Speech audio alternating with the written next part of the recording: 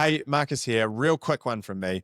Our goal with this podcast is simple: to share practical, real world insights from business owners just like yourself. And honestly, there is gold in every single conversation. So if you don't want to miss out on an episode, make sure you hit that subscribe button. Now let's get into this episode with Ben Kepes from Cactus Outdoor. Welcome to the Business Mastery Podcast, Ben Kepes. Thanks for the invitation. And appropriately just dressed in your cactus garb. To be fair, I did go to the gym this morning and was in my gym clothes, and so I grabbed a t-shirt from the box. So yeah, lots of calculation in my attire this morning. Love it. And we were saying off camera that you are a bit of a runner. Yeah, so that's my thing. I was never particularly or wasn't athletic at all when I was a kid, that little asthmatic kid. But the last sort of 10 or 15 years, I got into running. So I've done a heap of ultra marathons and 100-mile races and stuff all around the place. Nice. What made you crazy enough to attack an ultra marathon? So why running is the first question, and that's because I used to do 350,000 miles a year. So I was away sort of every week overseas, whatever. And so running is a sport you can do anywhere. Don't need a gym, don't need any gear. Why ultras? Just because the idea of going further and faster was awesome. That book, Born to Run, came out, and the whole idea of 100-mile races and running through the night kind of appealed. So I thought I'd give it a go. Yeah, nice. I must admit, I've done one marathon, and I honestly don't think I'll do another one. I feel like it was I scratched that itch, and Yeah, I can see why it's addictive. I think, especially trail running, there's something about being in nature and something that happens to the mind Zen state. when you go with I don't know what that is, but that is actually the closest. When people talk about flow, that is the closest 100%. thing I've ever experienced to flow would be. Yep. That, and maybe sometimes in jiu-jitsu, but mainly running, Yeah, totally. So I get that.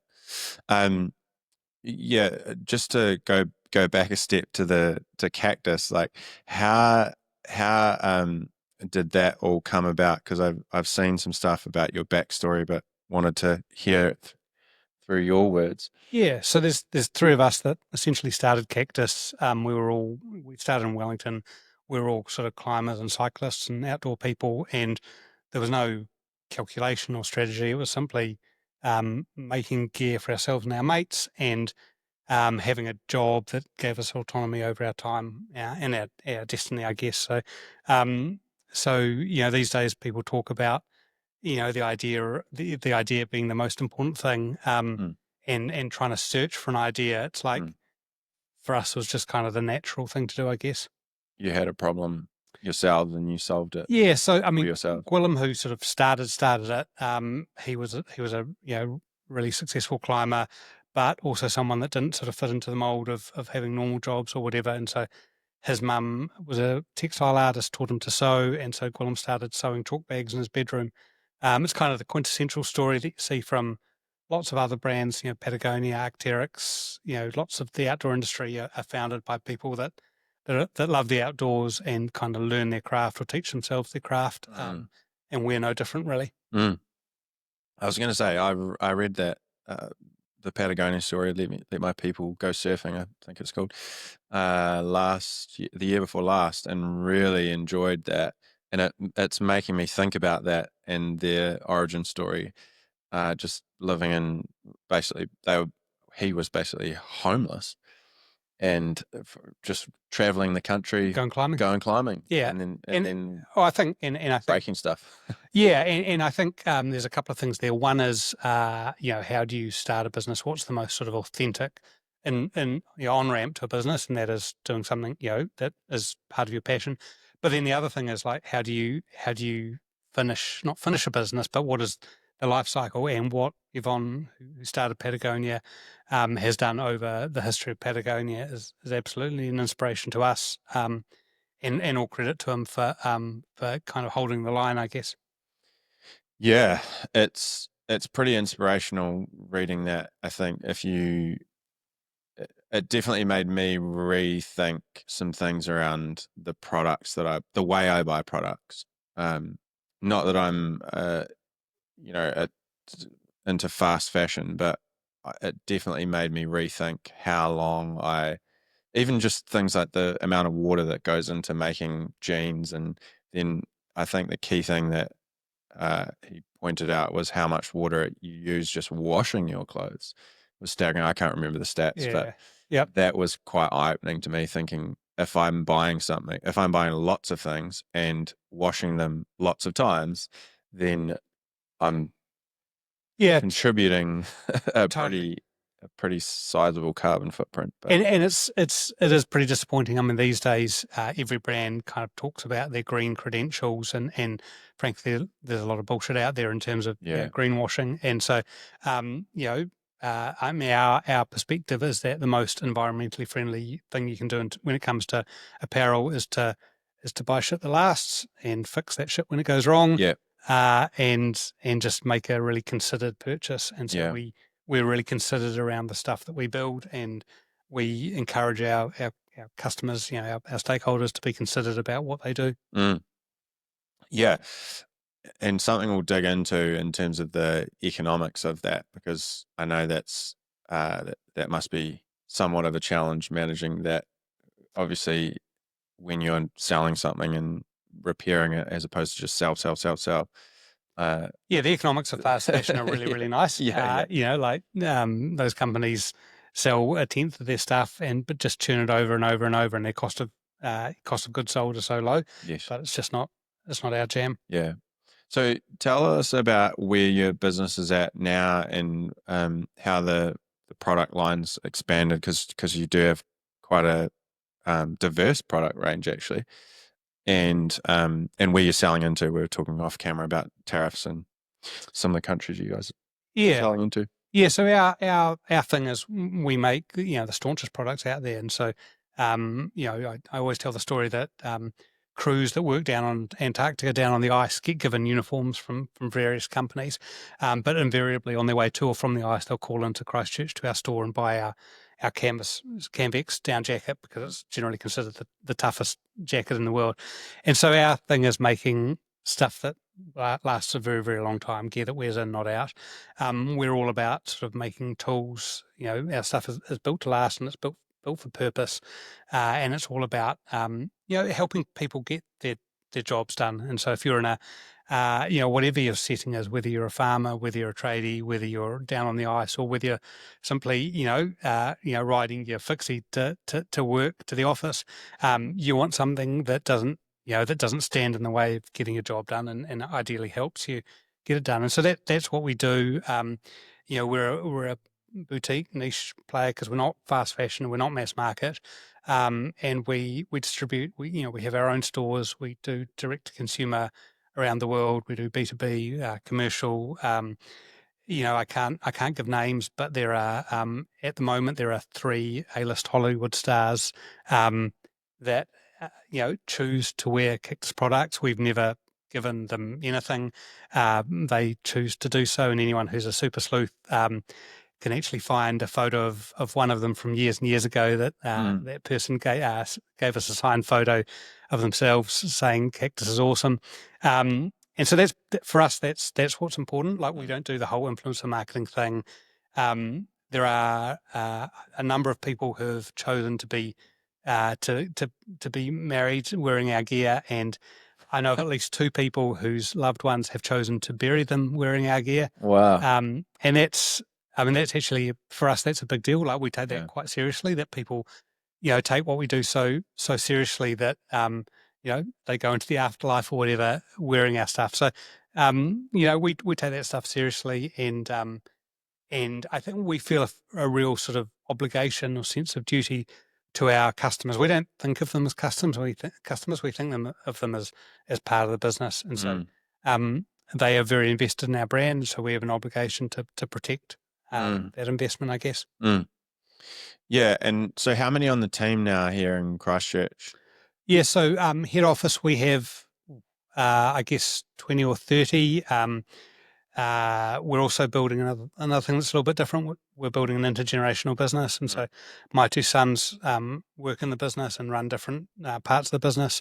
So 20 or 30 in Christchurch, and we have our physical stores around the place, and then obviously distribution elsewhere. Nice. And how is the product, or how and where is the product made? Yeah, so we make a significant percentage of our stuff in our Christchurch workshop, and then we source from partner factories around the place internationally. We, for the longest time, were 100% made in New Zealand, but we just couldn't scale doing that, and so we probably 4 or 5 years ago we moved a little production offshore. But we go and visit our partners regularly, and again, we don't consider them as third-party factories. We consider them as part of our team. So I think it's, in my experience, something that common, and we've got a couple of clients with real tight relationships with overseas suppliers, and I think in the mind of the consumer, it's perceived as like a weakness, but in actual fact, like you said, it allows things like scale, but it also, some of these companies have technology and people and expertise that we actually just don't have here. Yeah, that's absolutely right. So lots of people, say, "Oh, made in Asia, crap quality." Asia can do whatever, whatever we specify. That's right. Yeah. I think our thing is intentionality and honesty. And so when we made the decision to move some stuff offshore, we were very open about that. The thing that really galls me is that there's other brands out there that talk about their products being made of New Zealand, and they're made in Bangladesh or whatever. I don't know what made of New Zealand actually means. Just be honest and explain to your consumers. And we still have a factory in New Zealand. So if someone desperately wants something made in New Zealand, we can do it. And so, I think, sunlight's the best disinfectant. And I think being honest and transparent is really important. What's the difference? I'm just thinking about people watching this thinking like, it'd be helpful to understand what the difference is in terms of the cost to manufacture something like a down jacket here versus, or maybe no, that's fine. So I'll answer that a few ways. There's some things that we don't make overseas because it's so specialist. So our Canvex down jacket, for example, we make by hand here. It takes 10 or 15 hours. An individual makes that from go to woe. In terms of like for like products that can meet the minimums, the cost from offshore is way less, like 10% of the cost. But often a lot of the factors there are sort of minimum order and quantities and those sorts of things, and so it's a little bit more complicated than that. The economics are very, very very, very obvious. But what we do when we take something offshore, so our stuff that's made offshore is made to the same specifications that we make here. So we design for longevity and repairability. And so we have, a thing called Cactus Lab, which is our sort of repair customization prototyping facility. And we can fix, our own products regardless where they're made. So it's really important for us that we engineer in that longevity and repairability so that no matter where you are, you can get your stuff fixed. I was trekking 2 years ago on the way to Everest Base Camp and had an issue with one of our products because stuff goes wrong. And so went to some sketchy little dude that had a sewing machine in the middle of nowhere in a place called Namche Bazaar, like 3,500 meters above sea level, and got the product fixed. And that's something that you can't do with modern high tech materials and processes. So we really think about that.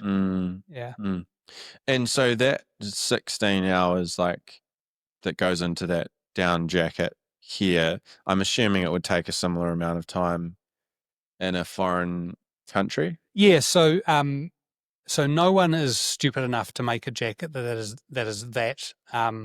legendary, and so therefore the demand for that jacket is such that you probably couldn't meet the minimum order quantities. Right. But all things being equal, theoretically, it would take the same time overseas.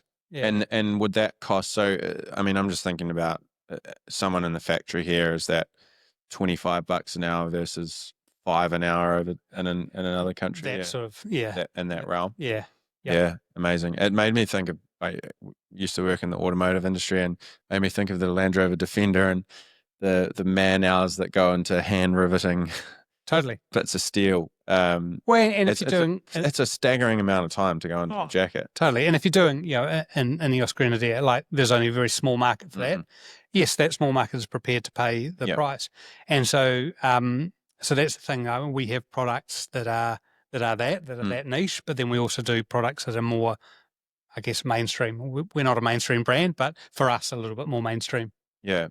So your mindset around your customers seems like you are, like, on the one hand, you say you've got this sort of niche small business, but on the other hand, by New Zealand standards, it's not actually it's not that small, in terms of it's not like 5 people.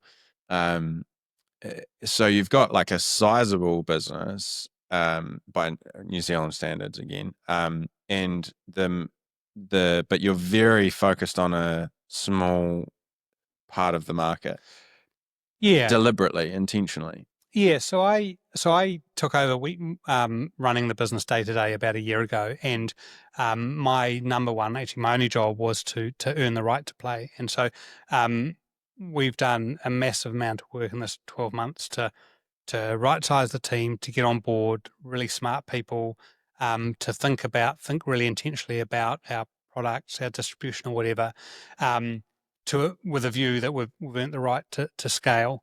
And so, yes, we're niche, but whereas, previously we were niche, like ultra niche, now we're niche, but we're niche in a broader market. And Right. so what we've done is earned the right to scale globally, to scale our product line, to scale our distribution, to actually, position ourselves to be. I mean, frankly, we think of ourselves as New Zealand's Patagonia, and like, I mean, absolute all credit to Yvon Chouinard for what he's built at Patagonia, and I think that that if you squint, Cactus looks a lot like Patagonia did in the early days, and so our market opportunity is as big or bigger than Patagonia's is, and we're focused 100% on scaling to that. Yeah, I was going to ask that. That was my next question, was where does your thinking go long term? Is it, as you just said, you're thinking like go global, be in the conversation? Yeah, great question. So there's two answers to that. One is so I'm the majority shareholder. I'm sort of 80% owner of Cactus, and as a shareholder, I my job is to have something real to pass on to my kids and hopefully their kids if they have them. So that's job number one as a shareholder. As the boss, as managing director, my job is to build a business at scale, that is global, that is recognized, wherever you go in the world. And so that's the job. I mean, it's still, I think about, I was standing in a queue to get into the Louvre in Paris 4 or 5 years ago, and the guy in front of me was, wearing cactus pants and having a cactus bag. So it is phenomenal how widespread our brand is. And I think it's funny because in business, I see all these brands on Instagram that are kind of conjured up out of thin air. And the really hard part is to build a brand that is recognized, is sticky, and is respected. And we've totally done that. And so now the easy part is just pile a bunch of money into that and scale. And so, I think, I think in the next few years we will go out, we'll raise a bunch of investment. We've already had a lot of sort of private equity and family offices really interested in joining us on our journey, and I was very intentional that I wanted to earn the right and get us match fit for that. And now we're there. Now it's a case of values alignment and those sorts of things. But we're ready to launch, and I'm super excited about what the next 2 or 3 years will bring. Yeah, awesome. Really exciting. And so on the global stage, what do you see as being the difference between yourselves and the likes of Patagonia? Yeah, so I think, I mean, if you look at the broader market, there's a lot of people that are just creating brands out of nowhere, and so there's very few really, really strong brands. I can think of half a dozen or so that are really strong. The difference between Patagonia and us is that Patagonia leads on an environmental story, which is actually quite hard to do when you're at their scale, and when you've totally jumped into sort of a global supply chain. Mm. Our story is more nuanced than that. Our story is all about longevity and repairability and those things. And so I think there's some differentiation, and it's not a criticism of them at all. They're amazing. So there's a differentiation in terms of how we talk about what we do. And I think as well that increasingly, if you think about folks wanting to go to farmers markets, or folks wanting to buy a bespoke, leather wallet or something that someone's handmade. People really want to know their makers and have a relationship with their makers. That's really hard to do when you're at the size of Patagonia and the way they've built themselves. I think we're really lucky that we've taken a very long time to get this stage, but what that gives us is the ability to really answer the kind of the consumer call that is current today. Mm. And that's for you guys, that's focused on the longevity, the gear that wears in, not out. Yeah, it's focused on basically creating tools that really help people get their job done. And so something that we've had to grapple with in the past couple of years is, our stuff was always the staunchest stuff in the world, no matter what. And increasingly that was becoming a problem because if you're a desk jockey, if you sit at a desk all day every day, you want some stuff that helps you get your job done, but your job doesn't need the staunchest pants in the world. And so we've had to rethink that sort of stuff. So the way we talk about it is longevity for the job that's being done. So we do, for example, we do a lightweight synthetic jacket, like a puffer jacket, which is the staunchest lightweight puffer jacket you can get. Is it as staunch as our heavyweight one? No, it isn't, and it's not meant to be because it's for a different purpose. So we always want to be the longest lasting in class, as opposed to the longest lasting per se. Stop. Yeah, nice. Yeah, it's interesting. I remember looking, and I'm probably not your target market in the sense that I don't do ultra running and rock climbing, et cetera, but maybe I am in other ways, and that I do tend to buy products that last, and I am prepared to spend a premium to do that. But I remember a while back thinking about the R.M. Williams brand and just how globally successful they have become by this reputation for doing one thing at an extremely high level. And then obviously they've scaled the range and they sell white sneakers and as well as brown cowboy boots. But thinking just how by charging a premium and sticking to their Australian roots, they've been able to maintain competitiveness in an industry that does seem to reward fast fashion. And it sounds like you guys have got a similar thing going on. And I remember looking at your puffer jacket recently, and I think is it 600 or 650-ish? Probably. Remember about that? A few. Yeah. And I just remember seeing that and thinking like, yes, like this is so good. I'm stoked to see something in that price bracket, because that makes me think, oh, you can actually compete globally with that price point, because that's how much it should be. Like I didn't know it took 16 hours to make. Well, no, the 16-hour one is 13. I'm sure it's way more. But it can't be a $200 jacket. Like it doesn't survive the. That's totally right. And your RM's a really good example. The other one that's actually a really good example, funnily enough, is Rolex, because people have this perception that Rolex is a luxury brand. If you look at its price point, it's not actually a luxury brand. It's a premium brand, because there's Patek Philippe or whatever that sell for 10 times the price of a Rolex. Rolex is really, really good at engineering amazing products. And so, because it's always tempting to use sort of apparel sector analogs, but we quite like to look at outside of our sector, and so what Rolex has done. It's a business that's now 130 odd years old. They own their supply chain. They engineer products. They don't change things just because of fashion. They're constantly iterating their products to make them last that little bit longer. those are the sorts of things that inspire us. Yeah, that's a good point. Actually, I spoke to Tim Dunn recently from Bushbuck, and he was saying they do the same thing. Like they're looking at other segments or sectors and looking at their products, and then and kind of taking those same taking the insights and then applying them to their own. And I think that's a really good point, because oftentimes we do get so narrowly focused on our own market, without actually looking at some things that, and I think it's a trick, isn't it? Because you go, oh, we couldn't do that in our industry, but it's like, what? Yeah, but what could you apply of what you've just observed? Yeah, I'm lucky. I spent 15 years sort of working in Silicon Valley.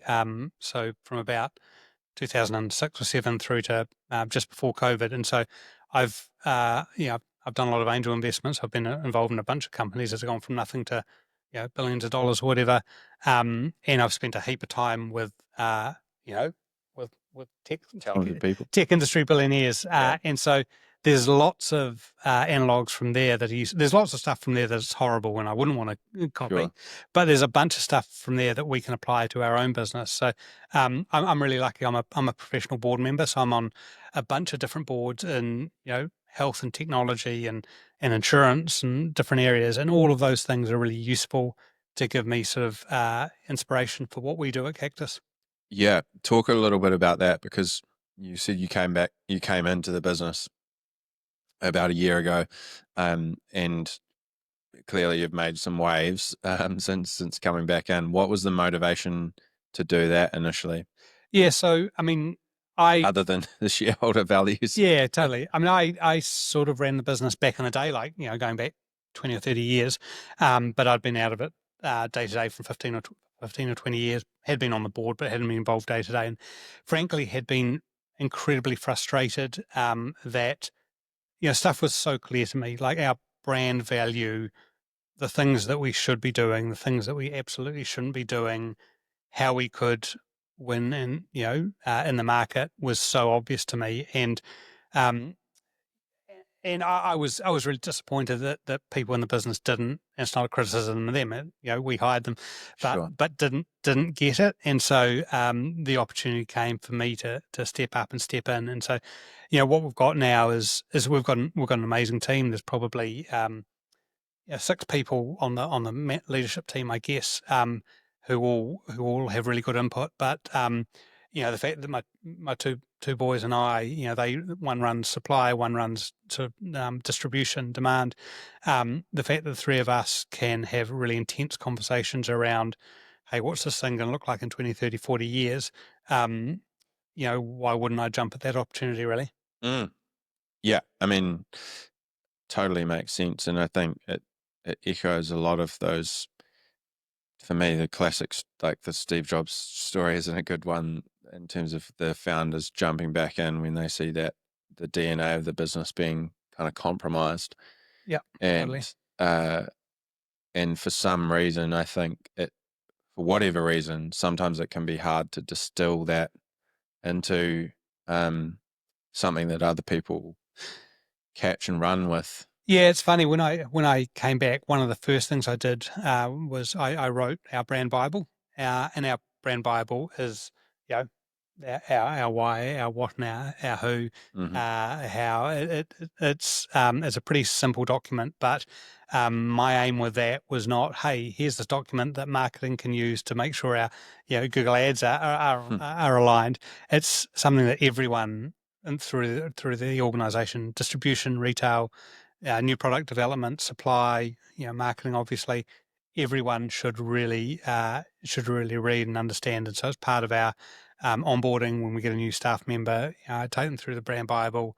Every staff member knows that brand Bible backwards, and it's a very, very strong line in the sand. This is who we are. This is what we do. And it really helps. It's, I guess, our North Star. Mm. Yeah, nice. I think that's one of the things that is I find in the work that we do with clients, it's the easiest thing to defer, because there's nothing urgent about it. But it's one of, as you said, it's one of those sort of stone tablets that once it's there, it's like to me it represents clarity of thinking almost more than anything else. Is like, this is when you've spent the time to actually put um those things down on paper, the level of clarity that you have as a leader is just Yeah, night and day. it's really interesting, right? Because if you think about organizational culture, so Steve Jobs was famously a tyrant, absolutely controlling every decision he made. He would, abuse people that didn't meet his mark. That's seen as terrible in this day and age where we're all about culture and whatever, and we have to give people autonomy. And so the balancing act for a leader is to make sure that the sort of fundamental foundational um, documents or artifacts are there in place so that people can have the autonomy, but they know the swim lane and the guardrails. And so it's something I struggle with a lot. I tend to want to give people more autonomy than I should, and then get disappointed when they don't get it. And so something like a brand Bible is a sort of critical document to give that autonomy without bad things happening, really. Yeah. What was the inspiration for that, coming back and doing that? Obviously, you had a real world problem, but I'm just thinking through, how did that become something that you even recognized you needed? Yeah, it was interesting. So I reflected on the way we were operating as a business before I was back involved, our marketing, our messaging, and I was scratching my head because it was just so wrong. Like, we were going down a whole discount retailers, we're on sale. Like, you opened our Instagram and it was just horrific. It was just full of, we're on sale now, discount, bargain. And it was just like, I'm not very smart, obviously, because I just could not work it out how on earth we could get it so fundamentally wrong. And then, someone said to me, well, what do you expect? You've never said what we are and what we aren't. And so I did that. To be honest, I actually wrote the brand Bible before I came back in, and it was obvious that, um, our team at the time didn't have the capability to didn't understand that. And it's not a criticism of them. Like, at the end of the day, the board of directors hires the management, and any problem in an organization bubbles up to the board of directors. It's their fault. And so if I wasn't happy, I had two options: either shut up or get in and run it the way that it was patently obvious to me that it needed to be run. So I did the latter, which was, I had a conversation with my family because it was a big commitment in terms of time. I'm also, I'm still on 8 or 10 different boards, so I'm pretty busy. Yeah. But it was a commitment. I felt an obligation, as I say, to my family, but also felt an obligation to those customers that, it's hilarious, right? So my boys are in their mid-20s, and they go out to parties, and they'll be talking to people, and they'll say, "Oh, what do you do?" And they'll say, "Oh, we work for Cactus." And these people will just rave at them for 30 minutes about how incredible Cactus is. Hmm. And so there's, that's amazing, and with it comes an obligation to really protect and nurture that brand recognition and that brand respect. And as I say, that wasn't being respected, so I had no option but to make sure it was being. Mm.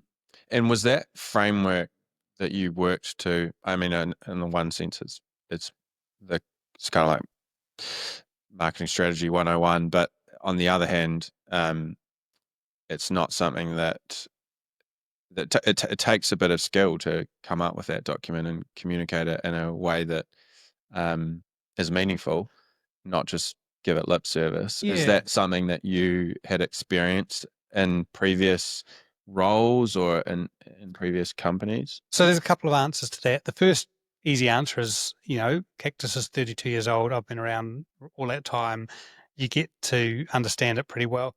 In terms of, I guess, my skills, I spent, 15 years, as I say, working in Silicon Valley, and most of that time sort of was around storytelling, whether it's advising companies like Amazon and Google on, tech strategy, or whether it's communicating to users, or whether it's consulting to some of the largest organizations in the world around technology strategy. It's all around narrative. Mhm. And I guess I'm pretty good at storytelling. I'm not a specialist in any one area, but I can take an idea, a concept, and put some words around that are meaningful to people. So for me, writing the brand Bible was actually really easy. Yeah, felt natural. Because words come pretty easily to me, I Mm. guess.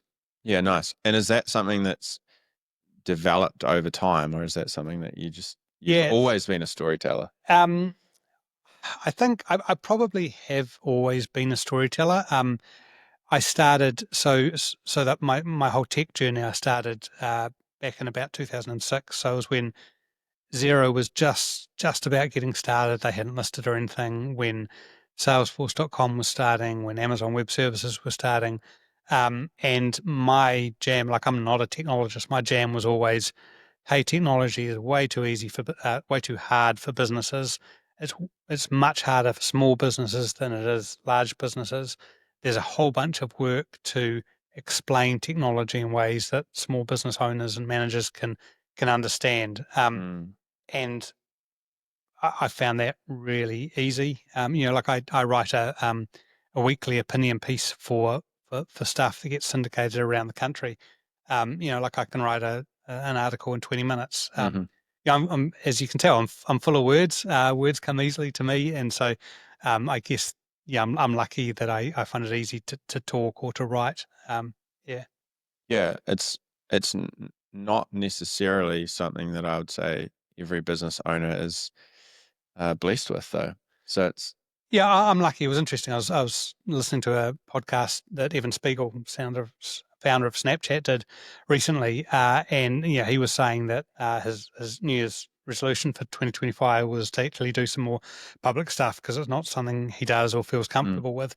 And it seems bizarre to me that this is a dude that's worth $4 or $5 billion has built, a social media platform that's used by 850 million people or something, and yet he's not particularly good at public speaking. Uh, yeah, different strokes for different folks, I guess. mm. What's the best book you've read? We're talking, obviously, you're a big reader. What's the best book you've read on storytelling? So I really like, I do like, as we talked, I like Walter Isaacson's book about Steve Jobs, Yeah. because it's a bit of a cautionary tale about what becoming a control freak and a narcissist can do. I also like, I'm a bit of a contrarian. I like to zig when things zag. And so it's really interesting. I was actually, over the weekend, I was looking back over my bookshelves. I'm kind of lucky that I get sent business books all the time because I don't know, people just do that. And so I've got hundreds, and I mean, you've got hundreds of books as well. And there's a lot of common titles. I was looking back over my bookshelves and looking at the books that really didn't age well. And so there was a book there about how social networking is going to fundamentally change the enterprise. That was before, social networking did all the bad things in society and all those sorts of things. So I tend to like more philosophical tomes. So um, books around, purpose-led organizations, books around leadership. I do like Richard Branson's books. Other than that, he tends to make it sound like it's a little bit formulaic. And when you've got a brand like Virgin, then it is really easy because you just apply that brand to whatever. But there's always something you can get out of books. The one thing I don't like about my life now is that I have, every week I've probably got 600 or 700 pages of board papers to read, and it does limit how much how much time I have to read other stuff. And so I tend to actually, while I do read nonfiction, I tend to, if I'm reading a book for fun, I do tend to read fiction. So I do love historical fiction, and so I do. Yeah, I read a bit of fiction as well as all the other stuff I read. Mm, nice. Yeah, I'm similar in the sense tend to, I think I have a book buying addiction. Uh, and I'm okay with having lots of unfinished books, but yeah, it is a real gift. Like you said, I think every book, I don't think I've ever read a book where there's nothing that I can learn from it. And I think when you key into that as a owner, as a leader, someone running a business, then there's nothing that you can't learn more about. There's nothing no skill that you can't develop in if you Well, and that's why, I mean, platforms like Blinkist, like, Yeah, so I like Yuval Noah Harari, he's great. Sapiens and Homo Deus and those sorts of things. But he goes on and on and on. Like he could have actually said all of that in one chapter. Yeah, And so the totally. great thing about platforms is it summarize things in bite-sized chunks. I know it's a terrible thing and obviously you should not do that with a novel because, beauty and creativity and art and all that good stuff. But frankly, if you're reading, a non-fiction book that's about, business or society or whatever, you can probably get that in a much tighter span of time. Yeah, there's definitely a lot of books I think could finish 5 chapters earlier, and there's a bit of padding to try and get them over the 200-page mark or whatever that magic number is. But Yeah. yeah, I think like my perspective on Blinkist, I used to use Blinkist a lot, and I stopped. And part of the reason I did was because I think the compromise is that you lose the nuance, and sometimes that nuance is the difference between actually really getting the book and Yep. not. But I think like someone of who's and I'm careful here not to say that no one's ever finished learning, but I think there are levels where you can, if you've got a fundamental understanding on a topic, then getting a high level summary is about all you need because you're joining dots that Yeah, you've totally. previously learned. Whereas for someone who's just starting on their reading journey, it's like, go fricking read the book. It's really interesting. Actually, you raise a really, really good point, and I think that so I don't listen to podcasts much because I don't listen to anything when I run, and so I Mm. don't have a lot of time. But I do listen to Acquired, and Acquired famously, 5, 6, 7 hour or more podcasts around, where they dive into businesses, and it's really good to again to be contrarian in a day and age when everything is being distilled down to 10-second sound bites, Yep. to intentionally go against that in some areas, I reckon. Yes. Yeah. And there's a place for that. Totally agree, as you said. Um, Yeah, I'm just thinking back to something you said earlier around um, coming into the business after being out for a long period of time. And I think there's that, I've read this in a few business, maybe leaning on the self-help kind of business books around thinking about like if you were the CEO reporting to a board, because most of us don't, like we don't have a board, we have people that we sit down with every month. My coach and another person, our finance coach, we sit down and meet as a team, but we don't have a formalized board. Most of our clients don't have a formalized board. That's why they come to us.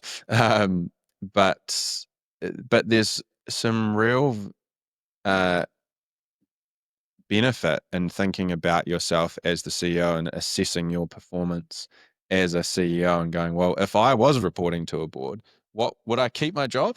Would I get fired? Yeah. But then interestingly, you've actually had that experience in real life in the sense of you've been out of the Done business the for a opposite. long period of time and then you've gone, I'm coming back in. Yeah. So we could go down a whole rabbit hole around boards and governance. Yeah. Obviously, I think boards are really, really useful. Yes. And people have mentors and coaches. The difference with a board is that there's that sort of accountability. Um, and we do have a board at Cactus, small board, but our chair, who's an independent chair, has been the chair for I don't know, must be 6 or 8 years now, and is massively valuable. I think that in my situation, I have my sons, and man, if you feel accountable to a board, you wait till you get accountable to your family. So I guess um, that makes up for having not having a bigger board, I guess. But I think it is really important to think about your own performance. I mean, hardly a week goes by that I don't feel, you know, frankly, imposter syndrome, whether it's in a governance position or whether it's a Cactus. Um, I think imposter syndrome is a really good thing because honestly, anyone who thinks they've got it nailed is a narcissist, an asshole, and probably wrong. Um, no one is ever that good. Nothing really matters. In 100 years, it'll all be the same. And so, remaining humble, remaining cognizant that you can get impetus from lots of different areas, lots of different people, taking wisdom from others, um, is really, really important. And so I don't think I've got it nailed at all. I think that I'm really fortunate that I've been part of building a team that means the business is much more nailed than it was before. Mm. But that's not on me, that's on the team. Yeah. Yeah. It makes me think of one of my jiu-jitsu coach used to say that, or previous jiu-jitsu coach used to say that a black belt's just a white belt who never gave up. And the only difference between a black belt and white belt is just think you literally just think of the black belt fading and turning into white. Like it's if you train enough, that's what will happen. Like the black belt just turns into a white belt because you wash it Yeah. and the dye runs out. And it's like a really helpful metaphor for actually thinking about skills because your skills at black belt, you realize at black belt, you just know you realize how much you don't actually know. Like the goal until you get a black belt is just train, learn. And you think that when you're at a black belt, you've cracked it. But actually, when you get Just to that another level, step. you just realize that you're at the base of another I think, whole I mean, life is set about of steps. lifelong learning, lifelong improvement. And so Yeah. in all aspects, we should strive to, like you never arrive, you're never finished. Maybe, if you're very lucky, the second before you die, Mm, you'll have attained nirvana and have actually, resolved everything. But we should always be seeking to improve and do better in everything. mm. And it's interesting that, I mean, that's obviously a personal philosophy that is being lived out in the business. I'm just, I want to go down that rabbit hole you actually um, carefully sidestep before because I think it might be interesting for people listening. I think um, boards are not well understood. Um, Governance is not well understood in the SME world. So I wanted to go down that path for a bit. Um, yeah, talk about your work in that space and how that has crossed over into uh, the way that you run Cactus now. Yeah. So, I mean, the role of a board is to, hire the CE, hold them to account, make sure the culture is right, set the strategy, like it's pretty basic stuff. My observation, so in the tech space, I've been on lots and lots of advisory boards and lots of formal boards. There's a distinct difference because the buck stops with a formal board. A founder or a CE can just ignore an advisory board, and so that accountability piece is really, really important. Um, I'm really lucky. As an aside, I'm really lucky that I get to work with lots and lots of different executive teams, and especially lots of different CEOs, and I apply their wisdom to the way I run my business, which is really awesome. But I think that, I mean, my personal view, like I do a lot of consulting around the place around governance for SMEs, how to find a board, how to appoint a board, how to work with a board. Um, it's not for everyone, but I think one of the problems, there's lots of problems with New Zealand small businesses, lack of ambition, you know, small market, all of that stuff. But I think a lot of it has to do with there's a incredibly low proportion of small businesses in New Zealand that actually have a formal board, and I think that it's worth exploring. Mm, Um, just that independence. I mean, I think about like whether you're a cafe or an electrician or whatever your business is, just having someone to be accountable to. And so I think about small businesses that I'm aware of, in my orbit, who do an okay job, run the business. They spend all their time working in the business, and they never work on the business. And so the work that you do around coaching and for businesses and business leaders is super super useful. I would imagine from time to time for you, it would get frustrating that there isn't the accountability because if someone doesn't like what you're saying, mm, they can just stop the coaching. yeah. That's why a board is good in some ways. Mm. Yeah. I mean, I think, yeah, I mean, our model is extremely high accountability, and we kind of leveraging some things that perhaps a typical coach wouldn't, in the sense of reporting numbers in a group setting, etc., which is frightening for people, and equally it creates that tribal dynamic that So it sounds like you are a perhaps quasi we kind of coach. are, but I think there is a difference, and I appreciate that about what you're saying, and I definitely think there's also a point where, and for me, it's where there's when you start getting that layer of middle management. We work best with people where there's the owner is managing the team directly. So there's a point up there where the business stops becoming a family and it starts to feel more like a tribe. Yeah. And I think that at that point, it's an obvious place to go, okay, you guys need a slightly different structure here. It's a really, really good point because while at Cactus, I own 80%, it's a family business, Yep. founder, all that's, found other founders are still in the business.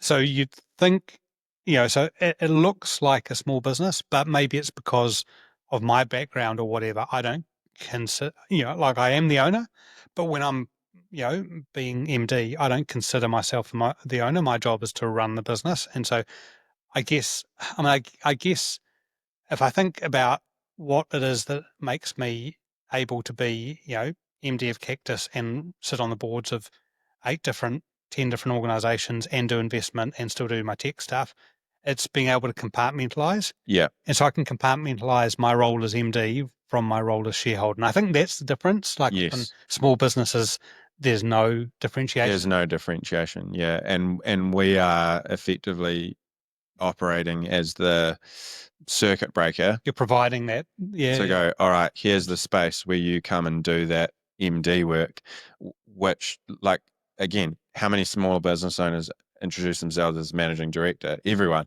But a managing director, if you're from a corporate background, means something completely different to a managing director from old mate Joe at the sawmill. It's completely different. Yep. But I think that's where it's actually helpful to understand the difference between, like you're talking about accountability, in the sense that the board actually appoints the CE, or the chief executive, CEO, or even the managing director. Although, yeah, in your case, you kind of are. I mean, we have an independent chair, and so when I was appointed, they approved. And if I wasn't the right person, I'm pretty adamant that our board would have said so. I hope. You hope. Yeah. And I think that's probably the test of a good board. Yeah, that is the test of a good board. And I think it has become a bit blurred. I think about where we are. So I came in and I had a job to do, and that's taken me a year or two. And I think if I look forward, I talked before about that we'll probably go out and get investment. I'm sure that once we raise, we'll have professional investors that are going to demand a more fulsome board, and that is the right thing to do. I will no longer be MD. I'll be CE. So that's being really intentional about those stages, I think. So just so we make this really clear, what is the difference between a board and how and a board versus just some shareholders that in a small business that obviously care about how the business goes? What's the difference, and why would you create a board?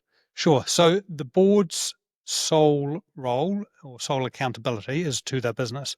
So the board's role is not to make life better for shareholders. It's not to make wealth for shareholders. It's not to, give employees a good time, although obviously that's part of the culture thing.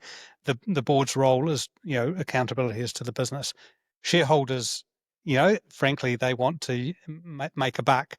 So those things, those two groups may be aligned, quite possibly, but aren't necessarily. And so having a board who doesn't think, so I'm on I've been involved with lots of different organizations where, you might have a shareholder representative that frankly is looking after the interests of that particular shareholder.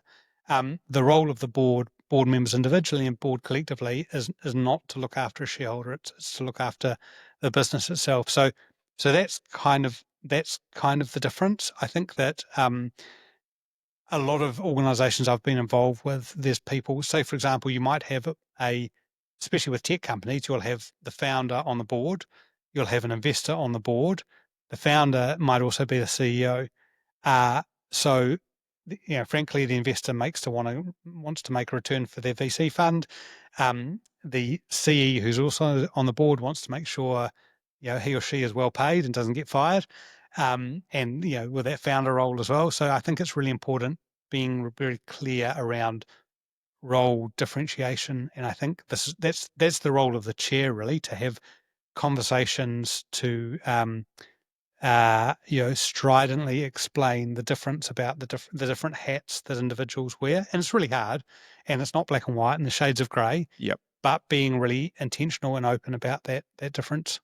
What's the point where that you would look at a smaller business that you would go that you guys need a board? How would you know that that's the right thing for you to do? Yeah, so if I think about the businesses that I know that don't have boards that should have, it's where they just aren't capable of getting out of the day to day, because it's not in their DNA. They're not very good at it. It's uncomfortable, and they don't have to because no one's forcing them to. So basically, where the business isn't doing the things that it should because the owners don't want to or don't know how to. Mm. And is there a head count that you typically think about, or a revenue count that you go, all right, you're turning over this? No, so I've been on boards with 3, 4, 5 staff, Mm. organisations with boards of organisations with 3, 4, 5 staff. I've been on super early stage, so I was involved in a tech startup here in Christchurch that ended up selling to a US listed company, and I was the chairman. We had the 2 founders who were employees and myself.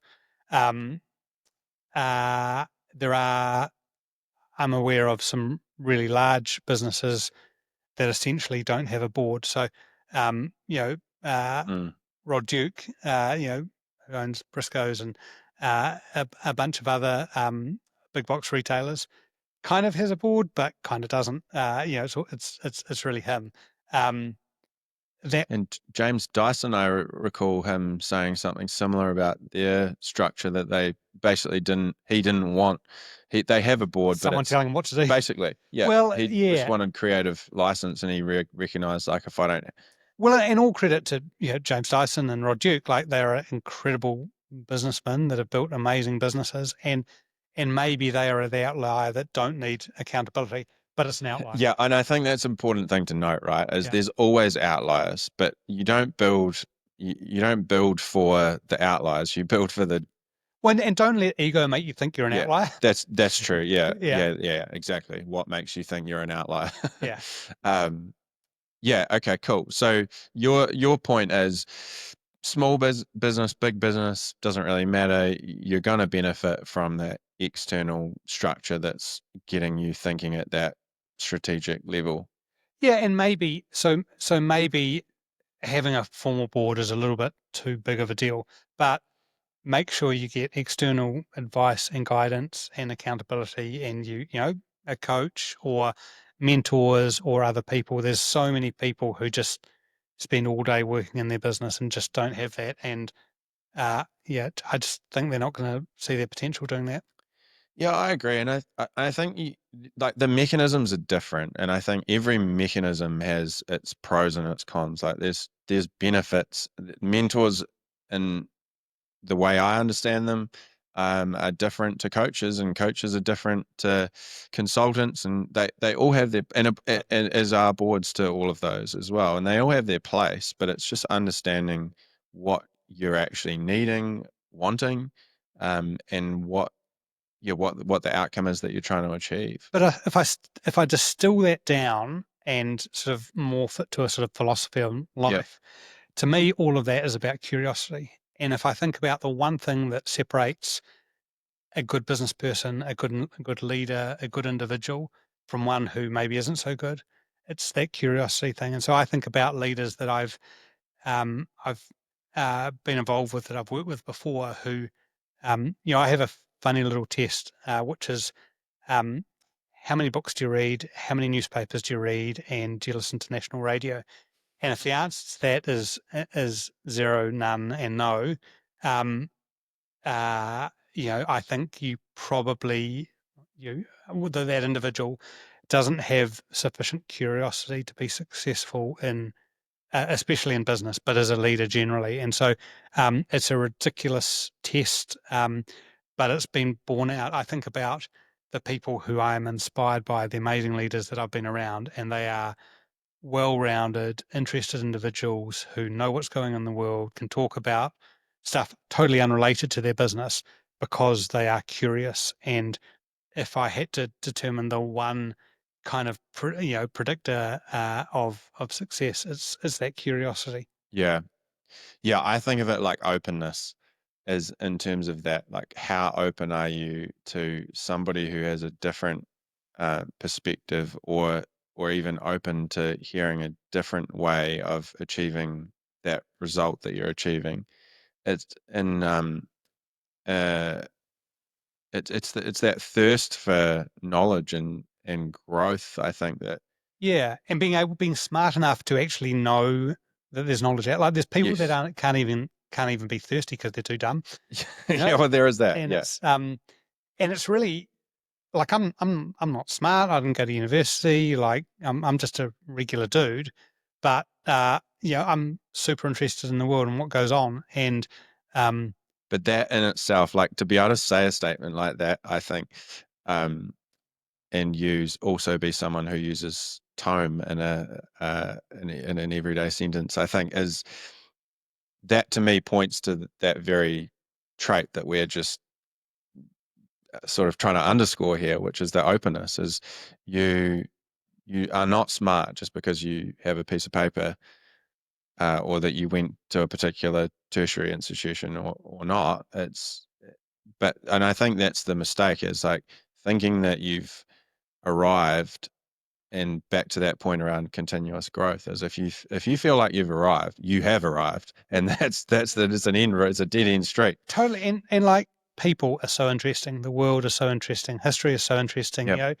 Music, literature, art is so interesting. Like, I mean, I love traveling. I'm lucky to, because I did 15 years where I was doing 350,000 miles a year. I've traveled all around the world. I've been to some amazing places, and honestly, like, I want to live to 400 because there's so much stuff I want to do, so many books I want to read, places I want to visit, people I want to meet. I mean, I just love, I just love that stuff. Yeah. And the the openness thing in business, like I'm just curious about how that's translated into lessons for you. Like clearly there's been some lessons along the way, and I'm not going to ask you the one, the biggest lesson, but what are some of the lessons that you've learned either the hard way or by avoiding traps that you've seen other people walk into, Yeah. other than the staying open at all times? It's really hard, right? So so the guy who's our chair at Cactus has this amazing, he studied psych, and so he's got this amazing. He can talk to someone, and he can just finish the conversation, and he'll give me, like we're interviewing or whatever, and he'll just give me the lowdown on exactly how they work, how they learn, how they process. I can't do that. Um, I have a pretty good gut feel, but it's all I've got. So it doesn't. So that takes me a reasonably long way, but it doesn't take me all the way. And so I've made lots of mistakes in hiring because because I go on the only thing I've got to go with, which is gut feel. And so the other thing that I've had to learn, and so I because of my tech stuff, I got to kind of be um, have a pretty well known brand, I guess. Like I wrote for a bunch of big name publications, and I was really early on the socials, and so I had quite a big social following and did lots of media stuff. And I never, I'd like to think I don't have a big ego. I think it's probably just because I'm quite dumb. I never really comprehend that stuff. And so I'm very quick to say my reckons, right? And I totally accept that I might be completely wrong. I'm just an idiot that has an opinion. And often my boys say to me, Dad, you can't say that shit because people read that and it, bad things happen when you open your mouth and say you reckons. Um, so many of my mistakes have been because I don't stop and think, actually, people do read what you say or listen to what you say or whatever. So have a think before you say things. And so I've burned lots of bridges and I've made people angry and I've upset friends and I've done a bunch of damage historically by opening my mouth. And so that's very much a work on for me. Yeah, right. Interesting. You said before that your skills, especially storytelling, and that's kind of come natural to you. What are some of the things that you've found? And you mentioned hiring just before and relying on the gut. What are some of the things you found challenging skill wise? Um, So courageous conversations are quite hard. So I quite like being people's mates. Like I like having a good relationship with people. And so my tendency, and I'm working on it, is that I will be too hands off, and then I'll jump in and micromanage. And so and so like our conversation around the brand Bible was because I gave people too much leeway, and then when they didn't perform, I jumped in and overcorrected, Yep. and that's damaging from both directions. And so, um, I would love to be really, really good at having those sorts of courageous conversations. And if I think about leaders who inspire me, I mean, there's two: one in business, one in sort of other areas. So in business, it's Jason Paris, CEO of One New Zealand, and he's a mate, and when I first met him, funny little aside, I met him in a lounge, in an Air New Zealand lounge, and he was there after going to rugby with his sons, and I knew who he was because he's in the media quite a lot, and we were just chatting. And as his flight was being called, he said, "Oh, boys, go pick up your dishes, go and take them to the kitchen." Um, and I actually wrote an article, one of the articles that I haven't pissed people off, and I said, I didn't name him, but I said, "Man, the true measure of an individual isn't how this business leader talks when they're up in front of the public. Mm, It's what they do in situations like that." And yeah. all respect to Jason, he's an amazing, charismatic leader Yep. that I can and do learn a lot from. The other person is a guy called Phil Rossiter. And so Phil Rossiter built the Old Ghost Road on the West Coast, and he puts on the Old Ghost Ultra. And he is perhaps the most charismatic individual I've ever met. He honestly, people would do anything for this guy and just want to follow him because um, he lights up a room, and frankly, Phil saying something nice about you or even giving you the time of day makes your life more complete. And so I'm so not that person, but Mm, I would love to be 1/10 as charismatic as Phil is. So those are two individuals that I look to for a bit of inspiration and guidance. mm. Yeah, it's interesting that um, I'm similar in the sense of I tend to trust people probably a little too much and assume the best. But like you said, it's such a balance in terms of giving that uh, the guardrails I think you mentioned earlier in the swim lane. Like here's the space you can play within, and I'm cool for you to go right to the edge of that. But then when someone does inevitably swim outside of their lane, to have the skill and the courage to actually have those conversations regularly is, I think, and especially in New Zealand, I feel like it's in Kiwi culture. It's I hear a lot of owners complaining about their staff, but when I ask them if they've had the conversation with them about it, it's like, oh no, Well, scared of losing them, or Well, Kiwi blokes, right? Like you think Kiwi about it blokes in too. a Yeah, social setting, like we do nothing and then we get pissed and we either thump each other or tell our mates we love them. We yes, can't actually tell person they're being a person they're being a dick or say that we appreciate them without yes, some lubricant. And so um, it's part of that. I think it's something we do very badly.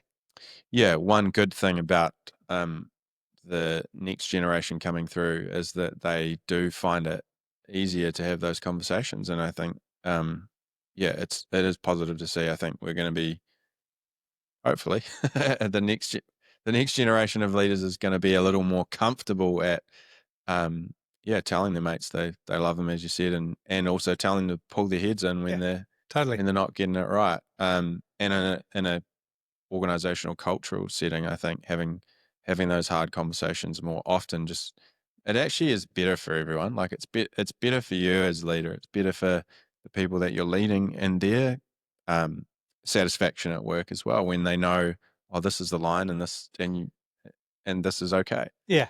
And it's, as I say, like it's absolutely a work on for me, and I'm Yeah. really, really bad at it.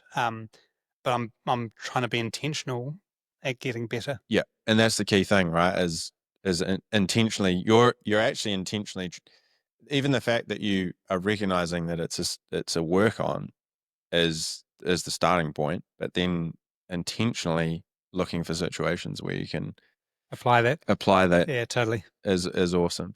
And practically in the business, I'm curious, with your software background, what some of the things that you've introduced in the business that have worked in terms of systems and processes that you look at the business now and go, man, I'm really glad that we did that or do that. Yeah. So it's interesting. Like I've been lucky enough to build programs for some really large tech companies.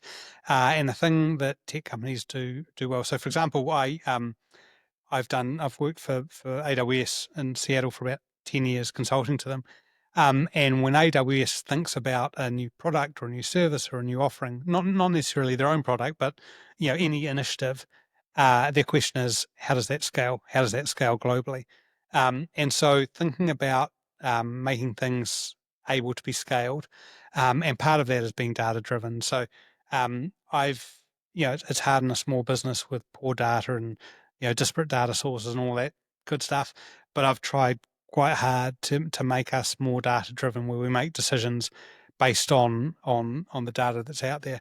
Now, of course, there's the Henry Ford and Steve Jobs, counter factor to that, which is that if you ask people what they want a faster horse, or Steve Jobs, no one would have ever invented the iPod. But I think in any era, in any generation, there's maybe one or two, Steves or Henrys, and there's thousands and thousands of Bens. So I think being data driven, listening to customers, is really important. Yeah, and how does that work practically within your business? Like, what mechanisms do you use Yeah. So I for mean, that? obviously, dashboards and crushing together different data sources and all that sorts of things. But that's the mechanics. I think the cultural piece is just being curious. It's the same thing again, right? Like I'm really curious about how someone in Australia sees our product and buys our product and the experience they have. I'm really interested why, someone, in Montana just loves our super trousers, for example. So that sort of curiosity, being open to explore things and wondering how the world works, is useful for business. I'm imagining being in your team. Like, what does that look like in your business on a week to week basis? Is that a discussion around the table with reviews up on the TV in the boardroom, or that, like, how does that Yeah. transpire? I mean, lots and lots of off the cuff conversations in the office. We've got an open plan office. We're always, firing stuff across the room. We're always looking at what sort of competitors and others who aren't competitors are doing. We're always thinking about, analogs that we can use from other industries. So, um, I think we foster a curious culture across the workplace that sees people eager to kind of ask the random questions and explore. Yeah, cool. That's yeah, it's something I've heard a lot of people talk about recently. Maybe they just happen to be people I'm speaking to in this setting, but just the really talking to your customers and understanding, like, how are they, what are they experiencing, and how is that different to what I think they want? Because it's not always the same thing. Like you said, Steve Jobs Yeah, was telling people, totally. and I think there's a place for that for sure. equally, it seems like there's a larger place for actually asking them about their experiences and then doing the work as a team to go, how do we better serve them? Yeah, so the thing for us with that, totally agree. And the thing for us, I never think of our customers as customers. Mm, They own the brand. They are part of our tribe, and they very much feel that. And so I think that we don't have an option to not listen to our customers, because our customers own us. And so I think, I mean, they don't yeah. actually own us, but you know what I mean? Yeah. That's a real helpful So framework. yeah, I think that framing like that. I mean, I feel a strong sense of obligation to all the people who have been with us on this journey over the decades, and that informs a lot of the way we approach conversations about what we do. Yeah, awesome. I love that frame. It's a really nice place to bring us to a close. So to close, I'm going to ask the hardest question of the day, which is, in 12 months, if you're sitting here looking back on the most amazing year in life and business, who would you have become and what would you have done? Yeah, so I think that 12 to 18 months, I think that, I will be CE, and I'll be CE because we've gone out and raised a bunch of money, and we've amazingly been we've been found by investors that really want to join on this longer term mission that isn't about just maximizing wealth in the short term. It's actually about a long term vision. We've scaled significantly. We're way bigger. We've got way more presence, but we've held the line. We're still the same. We're bigger, but we're the same cactus that people know and love, and have known and loved for 32 years. Awesome. Great answer. And I love the clarity with which you answered that question. So I think that's good for people to listening to reflect on that. Very Nice. good. Thanks for coming on, Ben. Awesome. Thank you.